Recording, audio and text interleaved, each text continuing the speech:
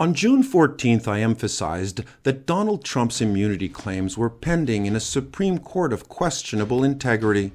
On July 1st, the Supreme Court decided that former President Trump was almost entirely immune. On July 2nd, Trump's sentencing was postponed until September, and on July 10th, Trump filed a motion to toss out the hush money trial conviction. On July 15th, Judge Cannon dismissed Trump's classified documents case on the theory that Jack Smith had been improperly appointed. On July 19th, a 20-year-old lone gunman attempted to assassinate Trump and further bolstered Trump's ratings in the polls. On July 21st, President Biden dropped out of the race and endorsed Kamala Harris. And the next day, so did Nancy Pelosi. On July 22nd, Donald Trump appealed Judge Engoron's $500 million civil fraud judgment, ensuring that he would not have to pay before the election, and if he wins, that the judgment would become a moot point. In my previous show, I said that this channel would remain dark during my litigation in the U.S. District Court of Connecticut. But now that Vice President Kamala Harris has been endorsed as Biden's replacement, and before any votes are cast for her, this country ought to know why Kamala Harris has no clear vision for America. I've been a California resident since 1982. I grew up in Montreal until I was 11 years old. When she was 12, Miss Harris and her sister moved to Montreal with their mother. Miss Harris felt alienated in a French-speaking neighborhood.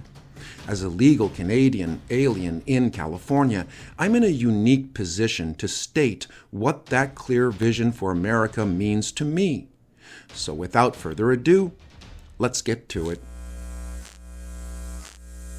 Joe Biden has a reputation for not holding a grudge.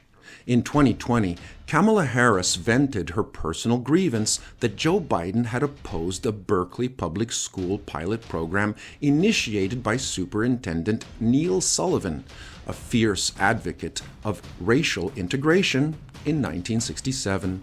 Desegregation busing, known simply as integrated busing or forced busing by its critics, was a failed attempt to diversify the racial makeup of schools in the United States by sending students to school districts other than their own. These schools shall be totally desegregated in September 1968, and we might make history on that day, Sullivan said in a May 1967 Education Board meeting. I give credit where it's due.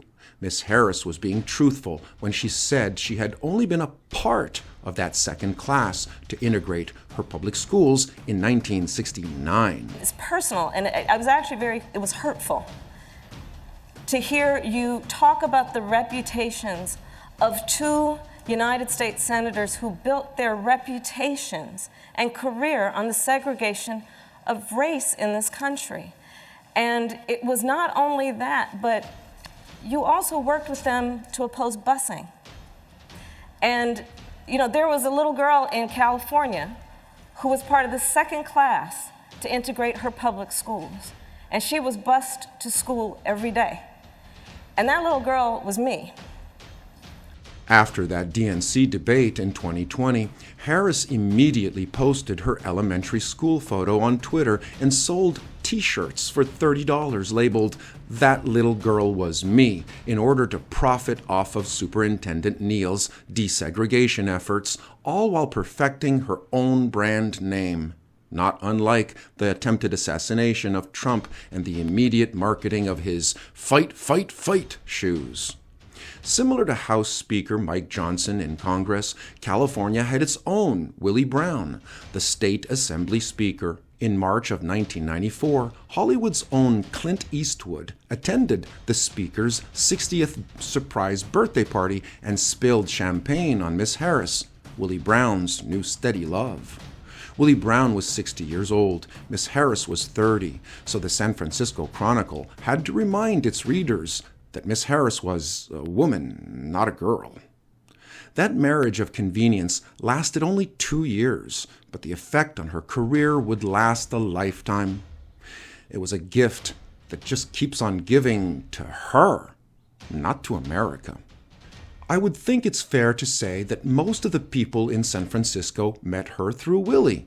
John Burton, who used to be president pro tem of the state Senate, former chair of the California Democratic Party, and a San Francisco political powerhouse, told Politico.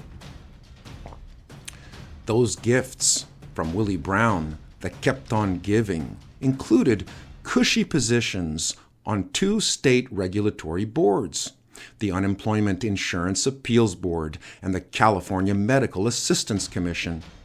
It was an offer to regulate insurance and health care that Kamala Harris admits she could not refuse.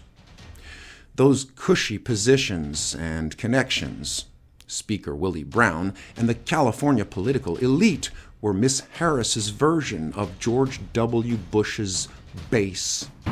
This is an impressive crowd, the haves and the have-mores. Some people call you the elite.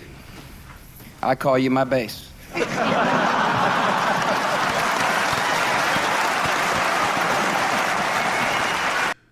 From Miss Harris's base, she was able to join the board of trustees at the San Francisco Museum of Modern Art in 1996. Nearly a decade later, that base expanded to include Elaine McKeon, the chair of the museum's board, who contributed to Harris's run for the San Francisco District Attorney position. Miss McKeon's financial momentum was the writing on the wall to join that bandwagon, with more contributions from donors like Fisher, Getty, Buell, Haas, and other noble houses of the Bay Area. Although Willie Brown had supported Harris in her runoff DA election in 2003, Harris then tried to distance herself from Willie Brown in that race. Harris told the San Francisco Weekly that Willie Brown, whose career had been dogged by corruption allegations, was an albatross hanging around her neck. Should Kamala Harris be in charge of the ticket now? Kamala Harris will be in charge of the ticket. She is probably the one person that can beat Trump. And the goal of Democrats, in spite of their antics in the last 3 weeks, have been to beat Trump. Where do we go now? I mean, Nancy Pelosi has come out and she, has been kind of behind the scenes in the past couple weeks, kind of making noise about it should be an open process. We've got weeks before the DNC. What do you see happening? Well, I don't know when it's ever been a real opening process. I think the public knows that if there's a convention, the people who are in attendance at the convention in Chicago actually are the people who are doing and making the choices. In 2020, former Speaker Willie Brown wrote that if President Biden offered Harris the chance to be his running mate, that she should turn him down, noting that the glory would be short-lived, and historically, the vice presidency has often ended up being a dead end. But Biden has a reputation for not holding grudges, and after Harris's accusation that Biden had opposed Berkeley's desegregation pilot program, Biden made Harris the first Black, Asian, and female vice president. But once Biden got elected, he proverbially took all those sharp kitchen knives away from her and locked her in a padded room where she could do no harm. So Willie Brown was right. Her glory was short-lived. But President Biden is now 81 years old. So on July 21st, under pressure from the Democrats, he withdrew from the election, and that dead-end job became the presumptive way to defeat Donald Trump. But the current geopolitical, domestic, and international tensions will not be resolved by the status quo. The path of least resistance is no longer sufficient. Choosing not to rock the boat is useless if you're already on the Titanic. But whatever we, the people, choose to do, we should beware.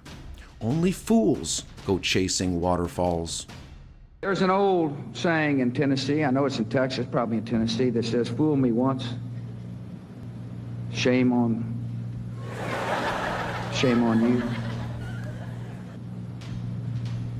If fool me, we can't get fooled again. The presidency is not a dead-end job.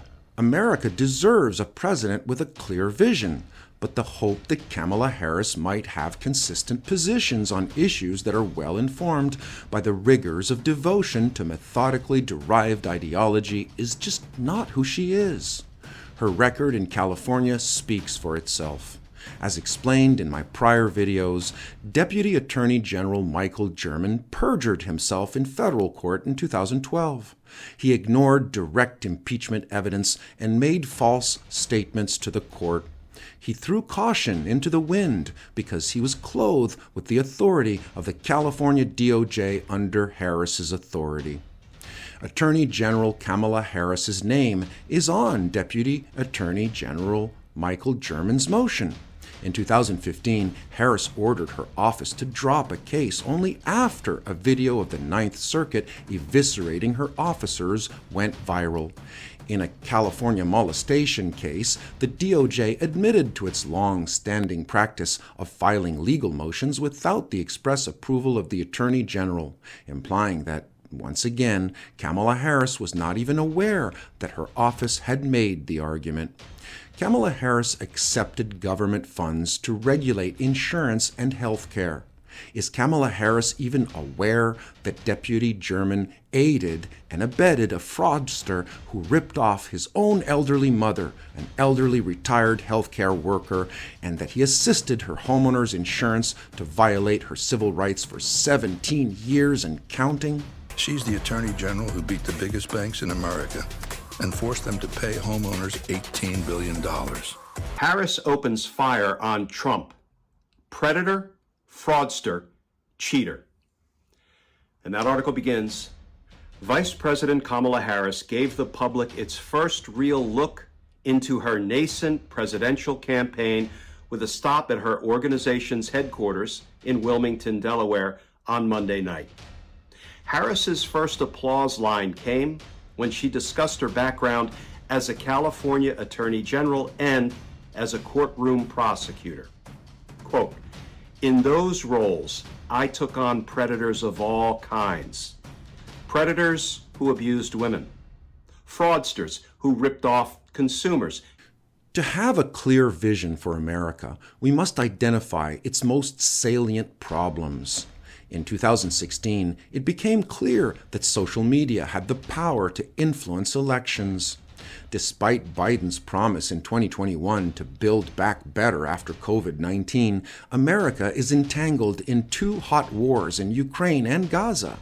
And after Pelosi's visit to Taiwan on August 2, 2022, the Cold War between China and Taiwan has been warming up.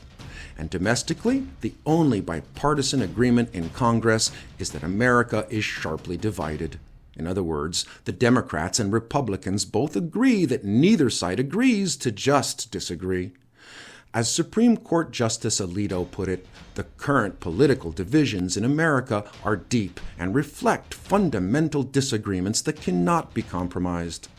All we can do is try to pick between the lesser of two evils. And if neither of them will build back better, then how do we make America at least a little less horrible? How do we make it better? How do we make it slightly less worse, at least? Yeah, slightly less worse. I'll live with that. I think it's a really huge problem to say, oh, I'm going to fix it. I'm going to make everything better and everything's going to be perfect. Because whenever somebody says that, this is going to be really crappy. If it's like, I can make this slightly less horrible, that's the person you want to listen to. In an internet that connects everyone to everyone, how do you do that? Right. Well, all the platforms were cute when they were small. Yeah. Yeah. Earliest days of TikTok weren't toxic. TikTok is currently toxic. Right. The very earliest days of Instagram were actually cute, as hard as it is to remember now. So smallness works. The question is, how can you make a network of small things that maintain the good qualities of smallness while still scaling to the world? How do we accentuate the positive characteristics of our local communities? Now let's compare Jaron Lanier's vision with Jon Stewart's Democracy Under Threat podcast. What are the vulnerabilities in our democratic systems that makes them maybe less resilient to those kinds of threats, corruption, maybe the idea that it's not as responsive to the needs of the people. How much money goes to defense contractors? I think people would be appalled by that. How much money, subsidizes oil companies? Preach, brother, preach. And so I think we need to do both things. This is a terrific idea to show where your money is going and all the good things it's doing. We've got to combine that. But not just the good things, Noah. Yeah, that's right. Because it has to serve as a reform map. The purpose of each locality is to act as a check and balance of our non-virtual traditional government, not subvert or undermine it. The greater mission would be to reunify America by strengthening each state and, consequently, the entire Union from the ground up without subverting the authority of the top down. If we can make America just a little less horrible, then that momentum may be all we need to make it clear to the establishment that the writing is on the wall. We can make it clear to former President Obama that we've heard his call to action, that we, the people, have a responsibility to take charge in shaping our own democracy in this modern age. As heartbreaking as the news is right now, as daunting as all the challenges that we face may be, I stand here convinced that it is within our power to make this world better. That's what this Democracy Forum is all about. To have a clear presidential vision for America, it's important to not only subjectively imagine what can be, unburdened by one's own shady past, but to objectively describe that vision clearly. It's not enough to describe a tool like a Venn diagram without explaining what you're going to do with that Venn diagram. And sometimes it's necessary to introduce that vision with some geography or basic historical facts, just to make sure that we're all on the same page. With that having been clarified, I now ask how Vice President Kamala Harris would address the Russian invasion of Ukraine if she's elected to the presidency. I can imagine what can be and be unburdened by what has been. What can be unburdened by what has been. There are those who are unable to see what can be, but there are many more who are able to see what can be unburdened by what has been. Remember Venn diagrams, those three circles? Right. And then let's just see where they overlap. You will not be surprised because I have constructed a Venn diagram on this. Remember those three circles, how they overlap? I love Venn diagrams, so I just do. Whenever you're dealing with conflict, pull out a Venn diagram, right? And so, the three circles. Ukraine is a country in Europe. It exists next to another country called Russia. Russia is a bigger country. Russia is a powerful country. Russia decided to invade a smaller country called Ukraine. So basically, that's wrong. By any chance, would Sarah Palin's claim that she can see Russia from Alaska make Kamala Harris's plan to resolve the Russia-Ukraine war any clearer? Oh, okay. Now, that was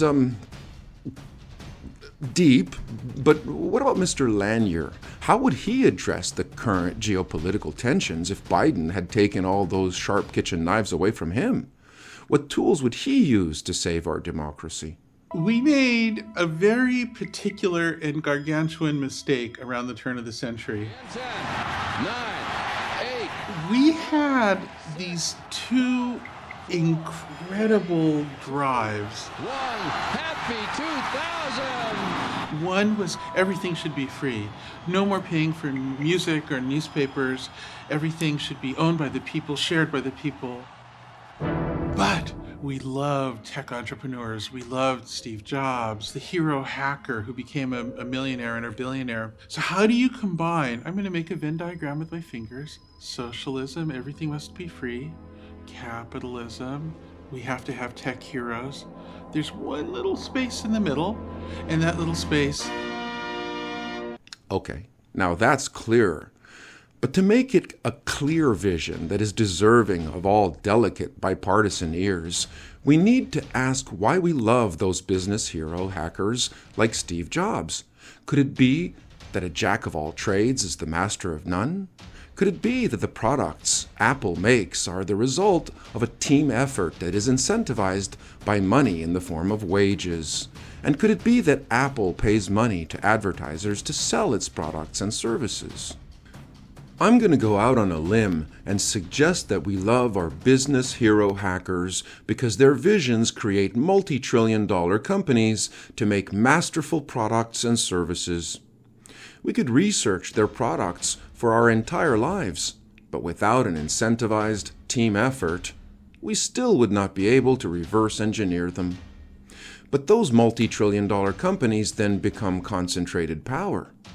And isn't there a relation between concentrated power and the very reason why we need to get money out of our politics? What epiphany incentivized Honest Abe to hold a profound respect for the White House as a symbol of unity and democracy? It was crucial during the Civil War. What did it mean to him to promote equality, justice, and freedom in order to end slavery of all kinds, including economic slavery intertwined with moral imperatives rooted in democratic principles? Doesn't absolute power, under any ideology, ultimately lead to absolute corruption? Do you think the internet will ever be free again, even in the way that it was? This is why I'm proposing this group structure I just talked about. Because on the one hand, if we just say, well, we have to lay off because all of this telling people what to say is leading in no good direction, well, then the whole world turns to pot because we let manipulative, creepy people have the most power. But then on the other hand, if we let things if we get control to the point where we control those people, we also control too much. And if you want to see what that looks like, look at China. We actually can see what that looks like, and it's not good. But what if those advertising dollars are controlled, maintained, and distributed by each sovereign local community at the granular zip code level behind an artificially intelligent firewall where each community has control of its own custom large language model? How would that not reunify America or not strengthen each state and consequently the entire union from the ground up without subverting its authority from the top down? In other words, a cybernetic union of grassroots people like you and me forming an electronic Madisonian check and balance to our classic government. In closing, I've been asked what this symbol is. It's a red, green, blue, backlit digital representation of the current state of our planet. It's an iconic reminder of what I'm fighting for and what I hope we will all fight for in unison. And because I haven't chosen the new name of this show yet, it might as well be represented by this symbol, but formerly known as the Build Back Better Show by the censored Canuck. Thank you.